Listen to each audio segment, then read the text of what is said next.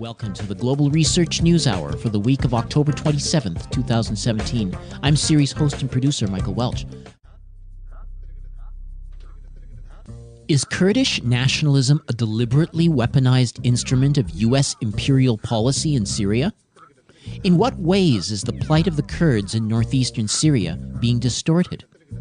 Why are revered human rights organizations like Amnesty International and Médecins Sans Frontières aligning with imperial interests in Syria? Who are the Syrians in Canada promoting regime change in their home country? On this week's Global Research News Hour, we deconstruct the various propaganda elements sustaining Western popular support for the U.S.-NATO military interventions in the country. We'll hear Syrian-American political commentator and Mint Press News contributor Sarah Abed debunk the heroic narratives surrounding the Kurdish resistance and their nationalistic ambitions. We'll hear investigative reporter and book author Mark Taliano correct the record on the myth of Assad's war crimes in Syria. And we'll hear a Syrian-Canadian academic, Majd Zouda, discuss the dynamics within the Syrian diaspora that enable the continued propaganda narratives against Syrian President Bashar al-Assad. On this week's program, the war on Syria, debunking progressive left narratives. Bringing you the analysis beyond the media headlines, the Global Research News Hour is on the air. The realities behind the conflict in Syria may have been concealed behind a propaganda curtain generated in the West. Earlier interviews with Ava Bartlett and Vanessa Beeley have exposed the fact that people on the ground have a much different message about their plight that is being actively negated by mainstream news sources. In this program, we're attempting to carry on that conversation. Sarah Abed is a Syrian-American independent investigative political commentator who focuses on exposing the lies and propaganda in mainstream media news and social media. She's a truth advocate who uses her social media accounts and website, The Rabbit Hole, at www.sarahabed.com to counter Western media disinformation about Syria. Sarah Abed, welcome to the Global Research News Hour. Thank you for having me on, Michael. Now, the Kurds have gotten a heroic reputation in recent years as a major force of resistance against ISIS-Daesh. How exactly do you see these Kurds aligning with U.S. imperial interests in Syria? Okay, well, the first aspect I just want to touch on is that historically they have been used in uprisings for the same exact reason. So this isn't the first time that they've been used as pawns or as a tool to destabilize the area or for imperialism. Back in 1965 to 1975, actually, Israel had supported them when they had an uprising against the Iraqis. And the U.S. actually supported them as well, but then they backed out when Iran and Iraq came to an agreement and they had ended their war. And there were a number of Kurds that actually got massacred as a result of that. So it's kind of interesting that the Kurds are now finding themselves in the same position as they were before, and they're not realizing that the U.S. intends to only use them, to carry out their mission. But then after that, their support kind of is no longer there. So the U.S. is not really interested in, them establishing autonomy or an independent Kurdistan, because if they do that, then they won't be able to use them again to destabilize the area and to benefit Israel. And if we were to look at the Oded Yinon plan for Greater Israel, it actually states in there that it's imperative that they're going to be using the Kurds to help divide the neighboring countries. Now, the Kurds have also, in Turkey, back in 1914 to 1923, they were committing genocide against Christian minority groups, including the Assyrians, the Armenians. And then a lot of those Assyrians and Armenians, when they fled Turkey, they went to Syria and they established the city called El Qamishli, which now, interestingly enough, the Syrian Kurds are saying that that's now the capital of their Rojava or Hova, you know. So they have been in this position before. This is not a unique position for them to be in, but the surprising part is that they keep, you know, allowing themselves to be used in this way with hopes that, you know, that they're going to get their independent Kurdistan. But for anyone that's looked at the history, they've seen that, you know, that's not really something that the U.S. or Israel or, you know, their allies really want them to have. Now, with Israel, they benefit from them, and they've had a really long relationship together. I mean, for the past 50 years or so, Israel has been training some of their top security officials and, you know, mentoring them and such. And these relationships kind of just surfaced. The information about them surfaced just recently. But so they've had a long relationship there. So they're finding themselves in the same position that they were multiple times before. Okay. Now, can you address the portrayals we've seen from the Kurdish advocates as they're gender egalitarian and democratic and inclusive? You know, that seems to be, and also they have a long-standing reputation as a persecuted minority. I'm wondering if you might have any comments about those portrayals. Absolutely. The media has portrayed them in, you know, in such a positive way. They've romanticized them. They've basically made them out to be these, you know, wonderful warriors against Daesh, and that they're the best. They refer to them as, you know, the best fighters against Daesh. And that whole image is PR. It's just public relations. It's just to garner support for the U.S. to support them. Now, what the U.S. did was in October of 2015, they established the Syrian Democratic Forces. Okay, and what that basically was is they took the YPG, who is the military branch of the PYD, which is the Kurdish group in Syria, and they basically told them, you know, we're going to need you to rebrand yourself. We're going to need you to come up with a new name, because your name right now is associated with the PKK, which is a known terrorist group by the U.S. and Turkey, and the PKK is located in Turkey. So the YPG came up with, you know, this new name, Syrian Democratic Forces, and it's almost comical because in a July interview with a U.S. commander, he was asked, actually I think it was the April interview, he was asked, what percentage are Arabs in the SDF, the Syrian Democratic Forces? And he said 20%. So that's an indication right there that, you know, what they're trying to portray is that this is a group that, you know, is made up of Syrians and, you know, even some Christian minorities and Kurds, and that they're all there just to fight, you know, Daesh. But the majority of them are Kurds, okay? And they have their ties to the PKK. So they're no different than the PKK. They're just the Syrian offshoot. Now, as far as persecution and, you know, what they claim, I mean, it's kind of interesting that they keep saying these different things, that they've been mistreated and such, while at the same time, they're actually mistreating Syrians and Christian minorities in Syria, okay? They've been carrying out these ethnic cleansing missions, basically in Raqqa and in other areas. And the sole mission of that is to change the demographics so that in these areas that were predominantly, you know, Arab or Christian, now that they've been driven out of their homes and their homes have been confiscated, the Kurds move in and they now say, okay, now we're the majority, so we're going to take this land, this area. We've liberated it. It's now part of ours, and they're going to try to use that as a bargaining tool. So the Kurds, I mean, we just have to keep in mind that in Syria, they're only 7 to 10% of the whole population. And in the Northeast, they're only about 30 to 40% of the population. Yet, they want to claim that area, okay? And that's the most agriculturally rich and oil-rich area, which supports the rest of the country.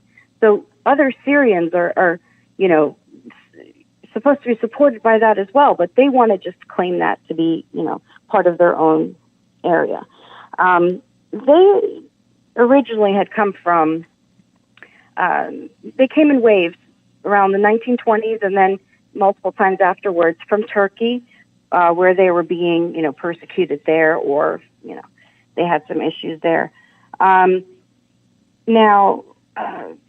the Syrian government, their main mission is they just want unity. They want the country to be for all Syrians, whereas the Kurds, the separatist Kurds, I just want to make sure that everyone understands that whenever we say Kurds, we're not talking about the entire ethnicity. They're not one monolithic group. They are, they're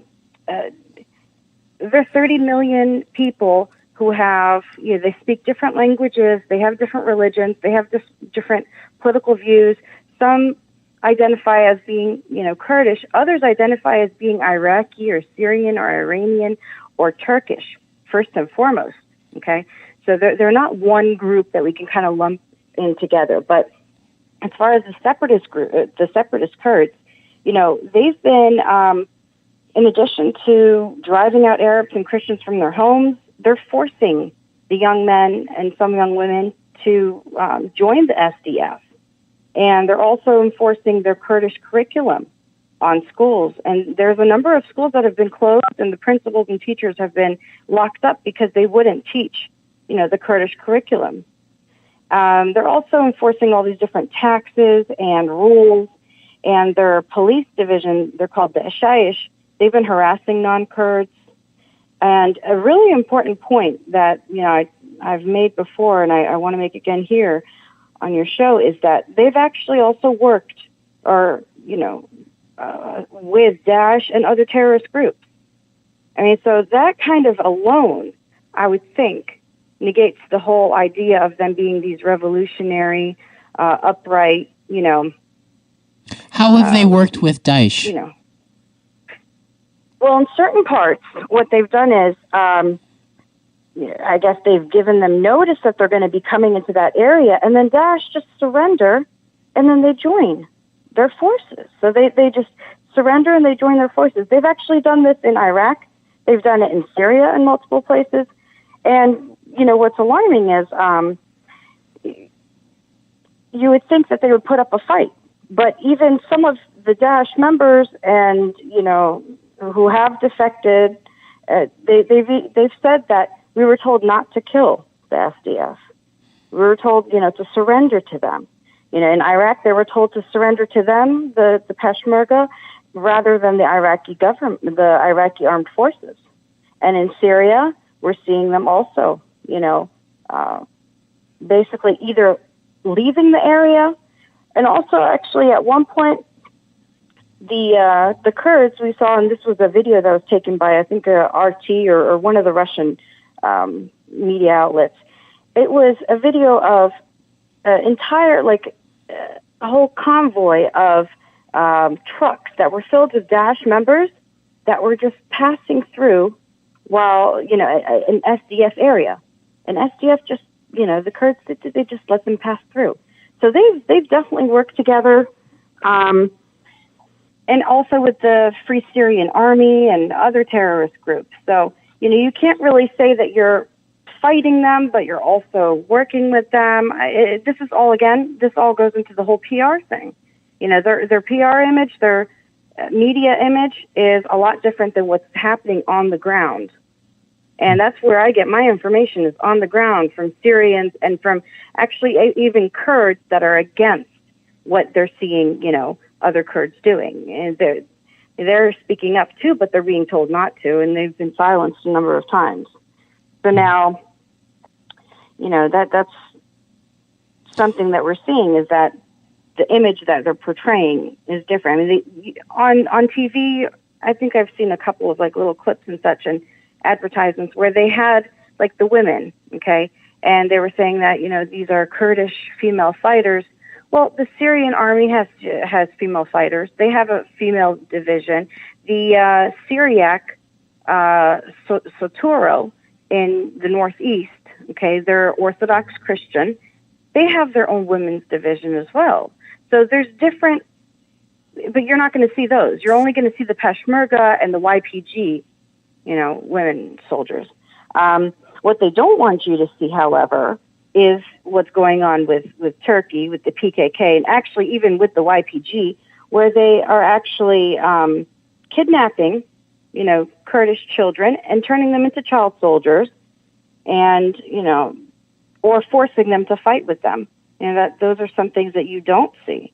Also, recently in Syria, they've been putting up like flags of Öcalan, who is the leader of the PKK. So they're not even trying to hide right now the association between the YPG and the PKK. And again, the PKK, we know, is a terrorist. They're considered a terrorist organization. So how? I just wanted to ask, how would you describe Kurdish allegiance with the U.S., in light of what you were saying earlier? I mean, is this a one of genuine solidarity, or is it maybe a cynical and temporary alliance of convenience?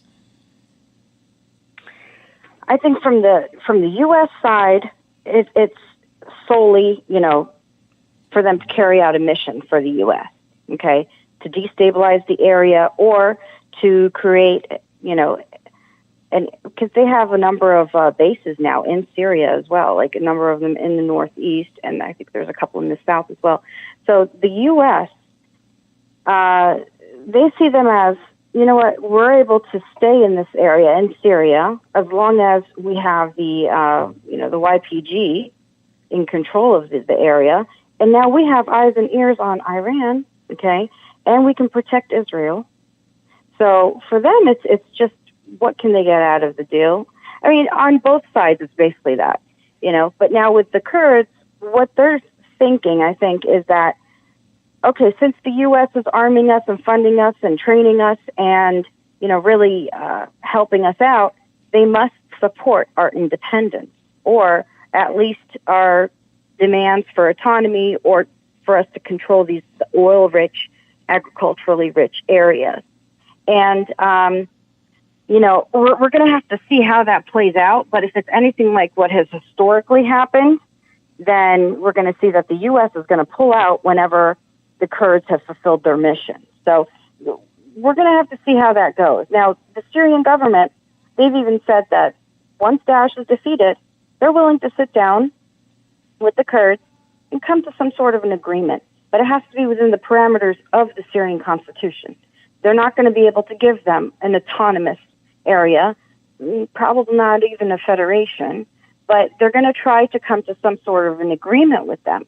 And at the same time, President Assad did say that he wanted to, liberate every inch of Syria. So we're going to have to see how that plays out. Now, as far as in Iraq, we saw with the September 25th, the Barzani Kurdish referendum, which was universally opposed. And that was led by the KRG.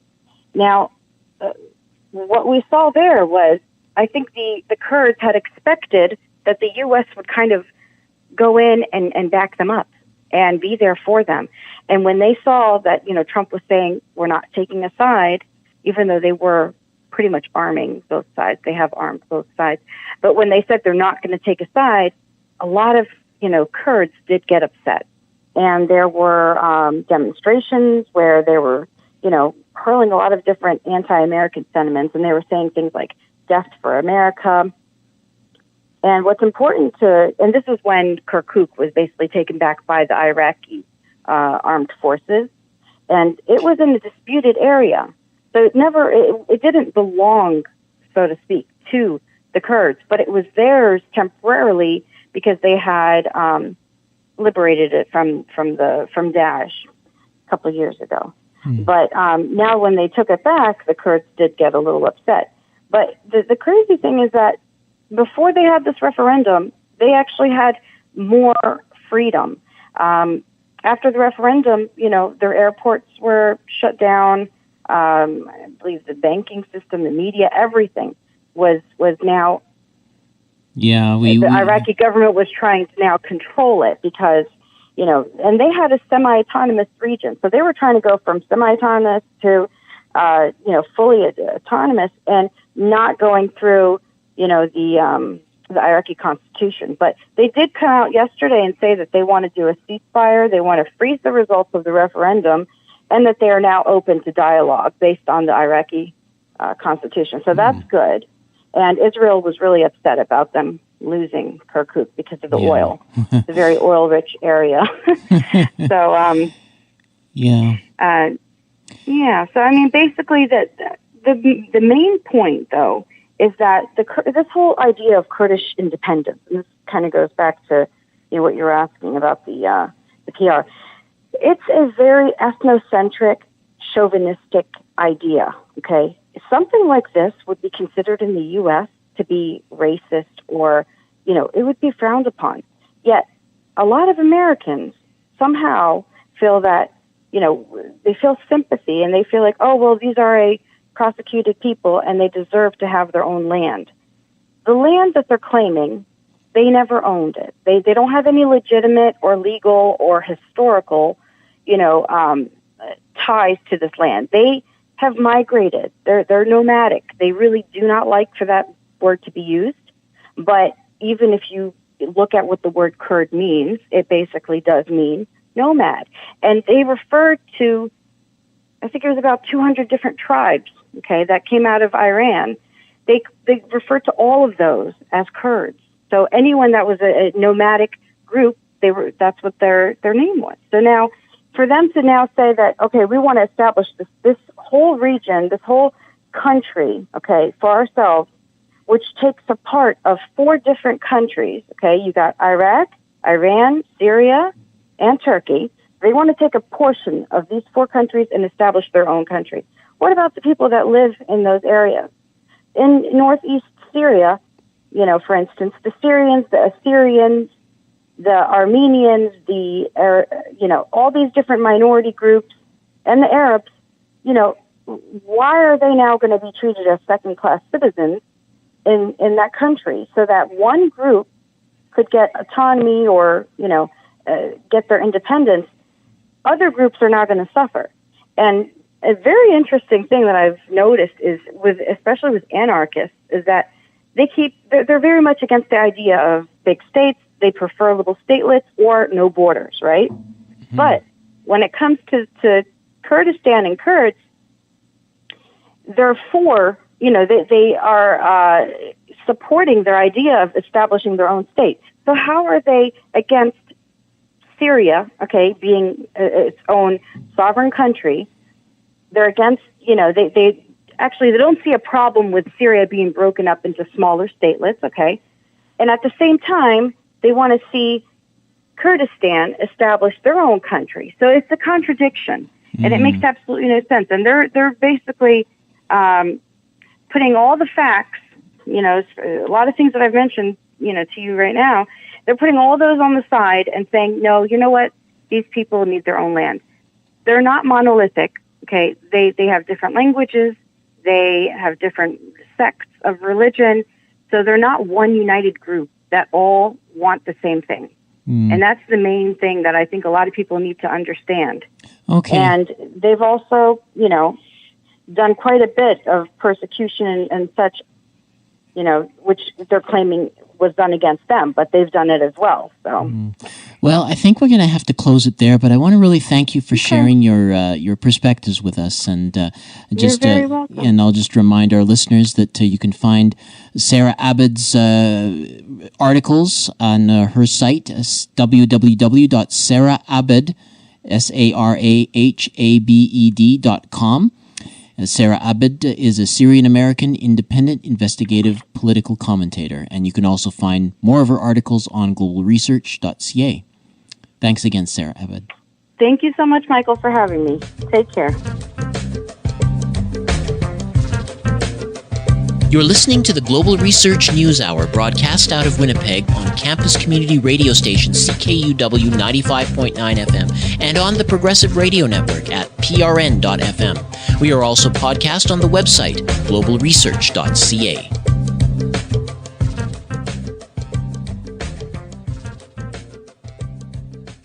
Well, we are joined through Skype by Mark Taliano, and we're going to be speaking about Syria, and in particular his book, Voices from Syria, which has just come out this year.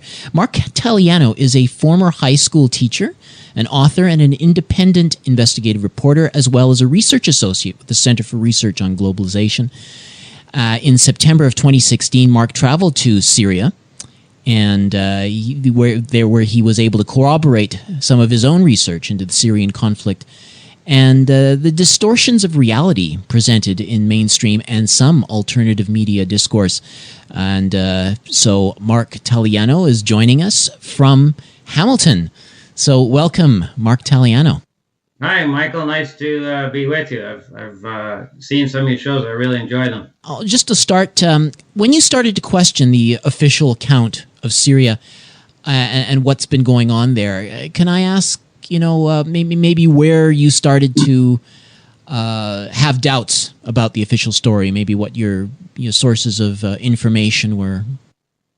Well, I'd read a lot of Michel Chossudovsky's book, but certainly people should have remembered all the lies as fake pretext to the war on Iraq. And so it seemed quite clear that the same thing was going on in Syria. And I think that people would see it as clearly as that if they would turn off the television and not read the newspapers, which is asking a lot. Mark, could I ask you to maybe Sure. share a particular anecdote? I mean, you were there in September. Yeah. And I was wondering if there's something that could really impress on our listeners, just the extent of the ordeal that they endured. Every story that's in the book is really horrible. Lily Martin is and then the other thing here is, Lily Martin, for example, who's in my book, and I use some of her testimonies, and I always corroborate all the testimonies. She's a permanent resident in Syria, but she's also an American citizen. And so the U.S. empire has citizens living in Syria who have to withstand this. And so this comes from Lily Martin, permanent resident in Syria, who happens also to be an American citizen. And this is what this is what happened. She writes about why she could not vote for Hillary Clinton. And this is what she said. She personally oversaw, meaning Hillary Clinton, she personally oversaw the transfer of weapons from Libya to Turkey to be used specifically by the American-backed terrorists who destroyed my own home on March 21st, 2014, and beheaded my Christian neighbors and raped the old ladies who they kidnapped and took to Turkey and killed others and destroyed the whole village of Kasab, Syria. This is not a rumor. This is a fact, Lily writes. This is well documented in her time as Secretary of State. So what Lily, it's disgusting, but every single story that I heard is disgusting. That's the story. That's just one of many, many, many stories that these people have to, of life that these people have to endure thanks to us, thanks to the West, thanks to the NATO terrorists. And what Lily is referring to there is the weapons rat line from Libya early in the war. The weapons rat line that came from Libya's looted armories all the way to Syria. And some people think that that's part of the reason why Libya was destroyed. And it probably was. That's one of many reasons, and every reason was a bad reason. I know that Aleppo had been occupied for some time by the al-Nusra and ISIS forces, and a lot of people were forced, basically kidnapped and not allowed to escape. Did you hear any reports from out of there? Well, sure. First of all, in Aleppo was liberated, and then all sorts of evidence came out that confirmed what documentation has confirmed, which is all these terrorists, they're just one and the same. They're all Al-Qaeda affiliates. They're all linked to Al Qaeda, including ISIS.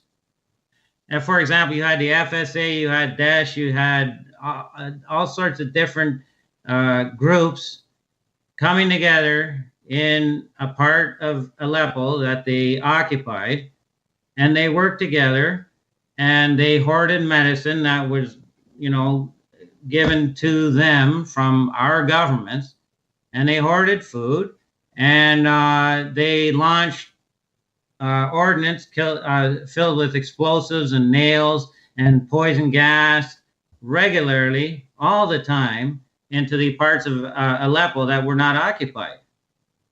And when people tried to leave through these corridors, which the terrorists mined, they were shot. So people couldn't leave. They were totally captive. And all sorts of coercive methods were used to have these people trained basically as slaves. Do what we say or we kill you, literally. And the terrorists, as policy, they use hospitals, they occupy hospitals, and they, typically because they're very solid buildings, but also they're protected. And we've seen all the public relations about that. But they occupy hospitals, they get their medicines there, and they create jail cells in the hospital building, and they put victims in the jail cells, and they torture them there, and they execute people, and they have sniper posts perches on the top of the hospitals often. So these hospitals are used as command posts, as torture centers, Sharia law courts. That's where they hoard food and medicine. That's often the base from which these terrorists operate. Mm-hmm. And the rest of the Aleppo population is captive. Yeah. Like the occupied parts of say East Aleppo, the occupied parts where the terrorists, they didn't occupy all of Aleppo. They weren't able to do so, but the parts that they did occupy, the people didn't want them there, and the people were captive. Mm-hmm. Now, we don't hear these stories, and all these stories are corroborated by numerous sources. Amnesty International, yes. Médecins Sans Frontières, yes. Avaz have been very on top of that anti-Assad campaign. I was wondering if you could maybe try to account for people who hold those entities in such high esteem. I mean, how do you explain to them that these accounts are inaccurate, and how do you make sense of that? This is the new way that empire works. They corrupt agencies. Now, none of these so-called non-governmental agencies are non-governmental. They're all governmental. They're funded by the government and foundations. And there's a revolving door often between the board of directors and the State Department. For example, Susan Nossel was with the U.S. government, and then she transferred over to Amnesty International. So all these and all these groups, they are an appendage of empire because they are embedded with the terrorists, and that includes the White Helmets. The White Helmets are actually Al Qaeda. Yeah, and that's hard for a lot of people to swallow, especially since the White Helmets won an Oscar. Vanessa Billy's done a wonderful work for this. So what we have here is this whole complex of non-governmental agencies, Amnesty International, Avaz. They're all governmental. They're all embedded with the terrorists, and they're supported by foundation money as well. And they are the source for our mainstream media stories.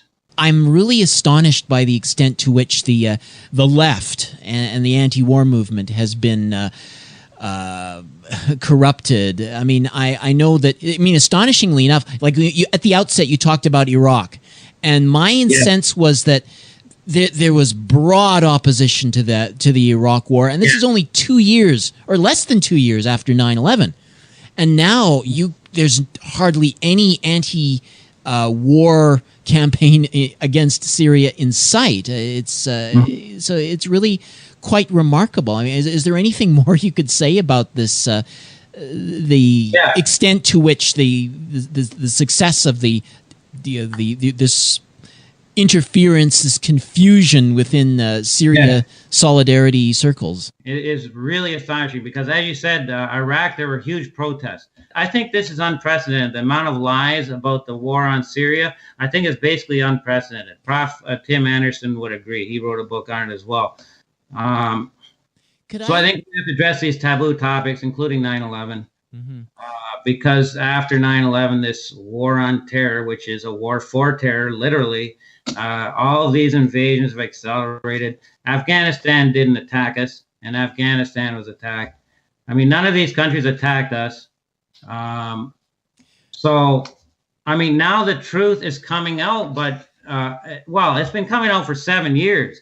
But now that liberated areas are, now that the devastation is there, and some of us are on the ground, Vanessa Beeley, Eva Bartlett, Tim Anderson, Janice Courtcamp, I was there, and I hope to go back. We're taking pictures. There's people on the ground right now. Janice is there. Tim is there. And they see these huge arsenals of weaponry, all NATO weaponry that ISIS and the other terrorists left behind in their rush to leave. So the evidence, primary source evidence, is overwhelming. A couple of familiar talking points that's adding to the confusion on the anti-imperialist left.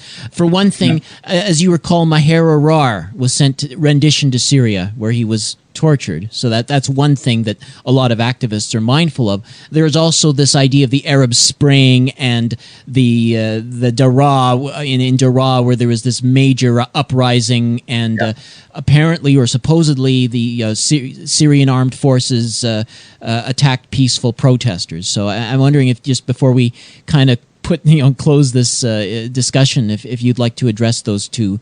Yeah, well, it was an intelligence operation from the beginning. It's similar to these. So what happened in Daraa is, as I mentioned earlier, the weapons were already there. They had weapons. It's an intelligence operation. And people were protesting in Syria, as they do in other countries, peacefully.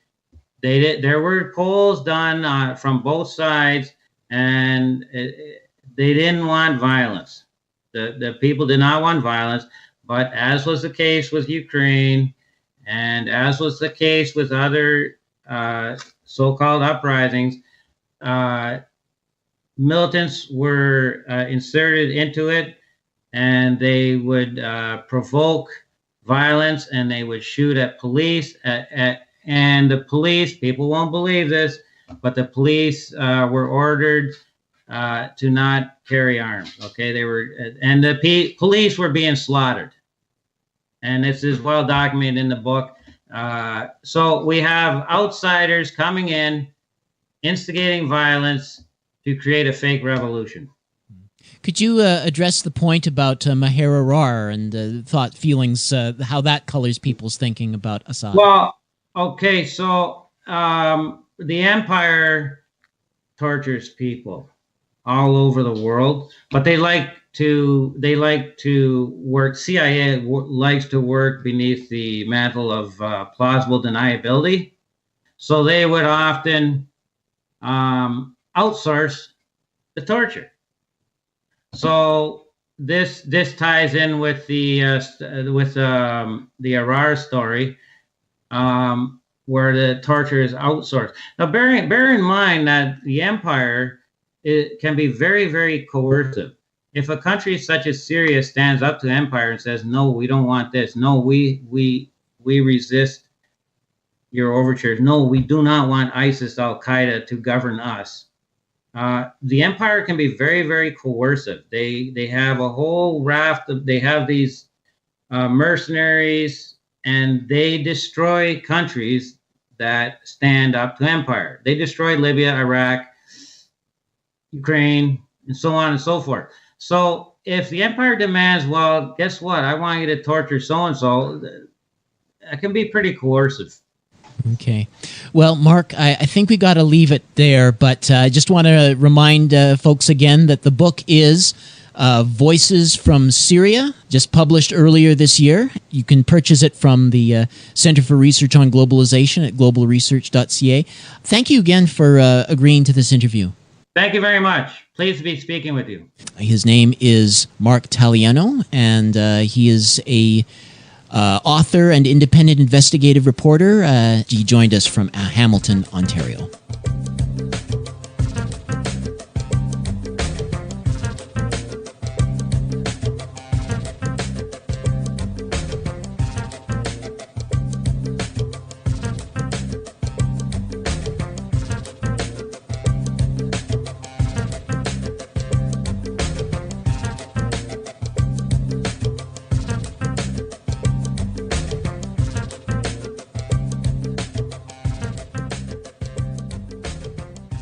In Canada, speakers and activists who have attempted to challenge mainstream narratives of a Syrian civil war between a moderate, pro-democracy opposition and a brutal Assad regime have encountered significant opposition even from within left progressive circles, and critical pro-interventionist Syrian Canadians are playing a role. To give us more details about the obstacles plaguing the Syrian solidarity movement, we're joined from Toronto by Majd Zouda. She is a PhD candidate in science education at the Ontario Institute for Studies in Education at the University of Toronto. She was born in Kuwait but moved to Damascus in 2005, where she lived until 2012 before moving to Canada. She still has family in Damascus that she visits annually. So, Majd Zouda, I want to thank you very much for joining us. Thank you, Michael. It's my pleasure. Now, could you maybe talk about some of the...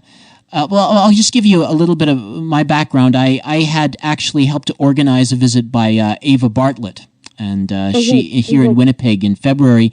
And I just put the message out. I contacted an Islamic group that I know, and just had them put the word out. And I guess within about 48 hours, I got 5 emails saying that this was very disrespectful and that I should cancel the event.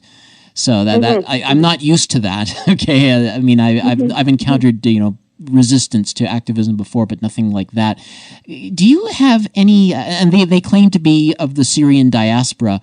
Do you have any insights into who these people are that are from the anti-Assad, pro-interventionist Syrians? Okay. Thank you for that, Michael. I would like to say one thing here about this resistance, which we face it also. We face it from Syrians who are claiming that they are opposing President Assad because he's a dictator and because they wanted freedom for the Syrian people. And yet, if you dare to say anything that doesn't agree in any way in whatever they're claiming, they will immediately point their finger aggressively, and they will accuse you of being supporting dictator, brutal, or whatever it is, and they will try to stop you from saying your perspective in all possible ways, which I found it very strange for people who are actually claiming that they are supporting freedom, and at the same time they suppress other people's opinions. Now, how can I describe that? I think we contend that there are opposition from wide varieties, but for those specifically that they are becoming more aggressive, we find that a lot of people who are from the fundamentalist with the fundamentalist perspective are very active in that direction. And even when I was living in Syria in the very, very beginning of the war, some of the groups that went out claiming that, or opposing President Assad and the Syrian government, their main motive was to kick out the Christian out of the country and also to send Alawite to the grave. So from the very beginning, their motives were very sectarian. They don't accept other people's opinions. They have their own view that they want to impose on the Syrian people, which is very secular and very diverse. And I believe a lot of those people came here, especially probably from Muslim Brotherhood. They came here as refugees, even before the Syrian war started in 2011. And because they were they had a lot of troubles in Syria. They committed violent events in Syria during the 70s, late 70s, beginning of the 80s. And because the Syrian government was taking strict procedure against them, many of them probably asked for to be refugees in different parts of the world. And I think there's a big part of them here in Canada. And probably they could be one of the groups that they are trying to resist and to stop your work. So there's a large number of people who came here as refugees who are these fundamentalists and Muslim Brotherhood. I don't know if there's much distinction between the two. But I mean, were they coming in different streams, or were they? I mean, were they all? Was there just a large influx of people, and you have the secular people, say more like yourself, mixed in with these individuals? You mean who came in refugees after the 2011 or before that?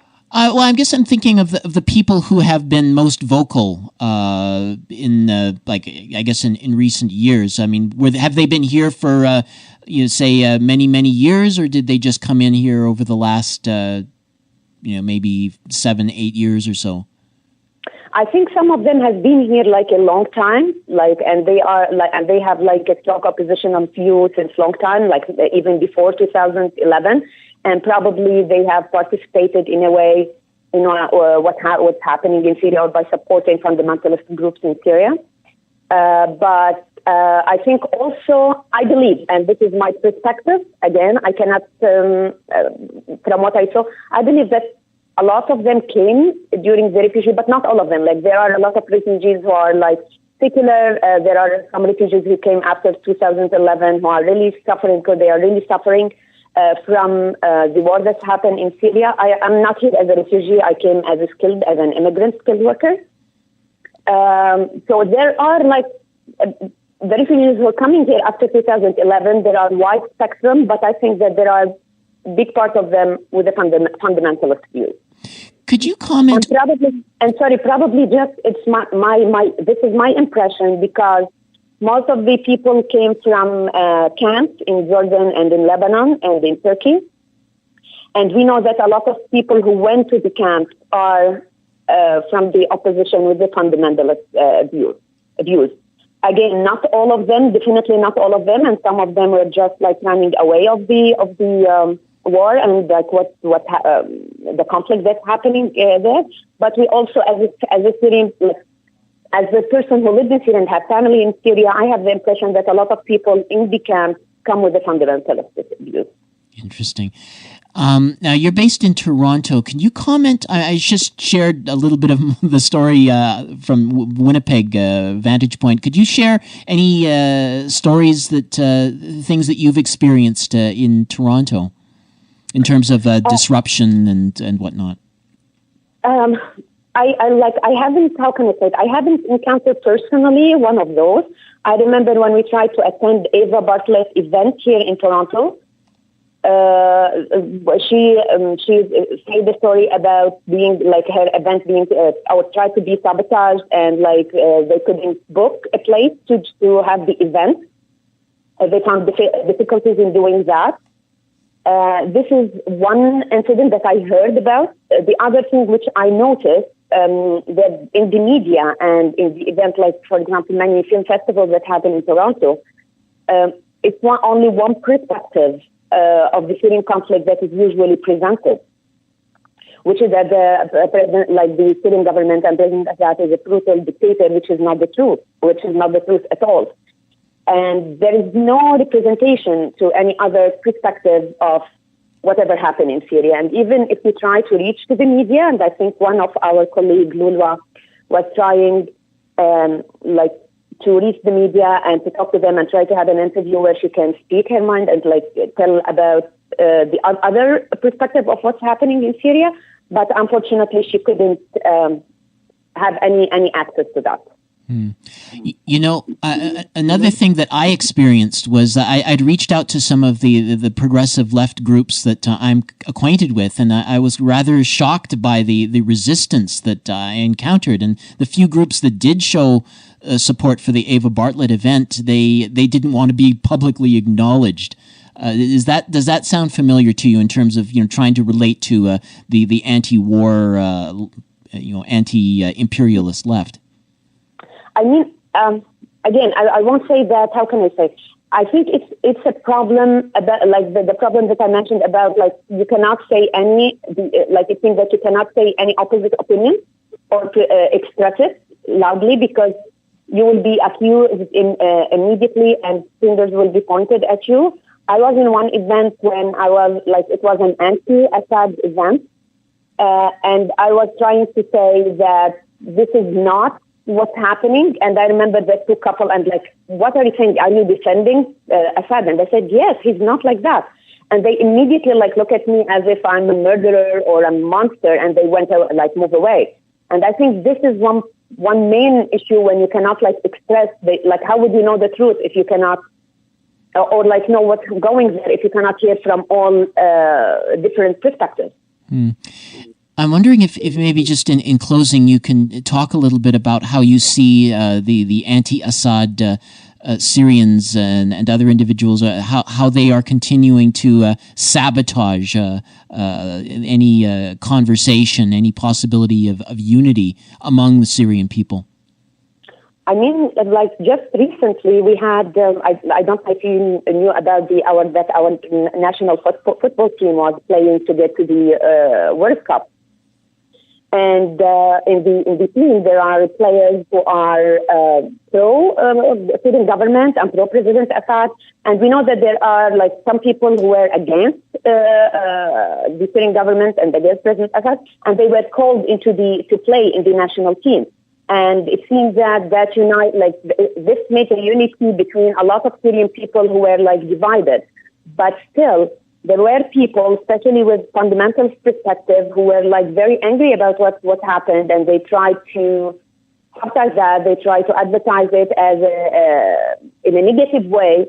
So even anyway, in any way that can bring the Syrian people together and make any possibilities for conversation, for celebrating, it's been perceived as a negative event, and it's tried to be stopped in a way. Not stopped, either advertised in a negative way or in some cases sabotaged.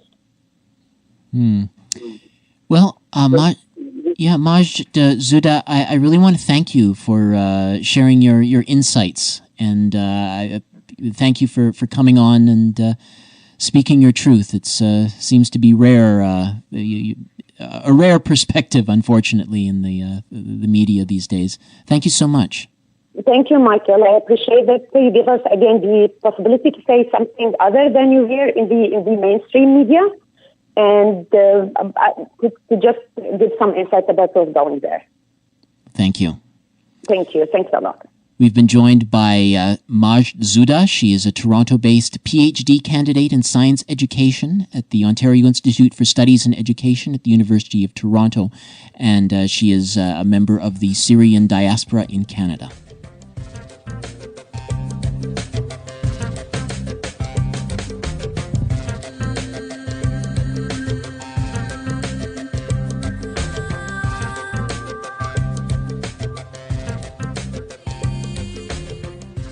You've been listening to the Global Research News Hour. You can listen to our programs every week on CKUW 95.9 FM in Winnipeg and on partnering radio stations across Canada and the United States. We are now also broadcast on the Progressive Radio Network at prn.fm. You can also download each episode from the website globalresearch.ca. To leave feedback on this program, email globalresearchnewshour@gmail.com. I'm series host, creator, and producer Michael Welch. Join us again next week.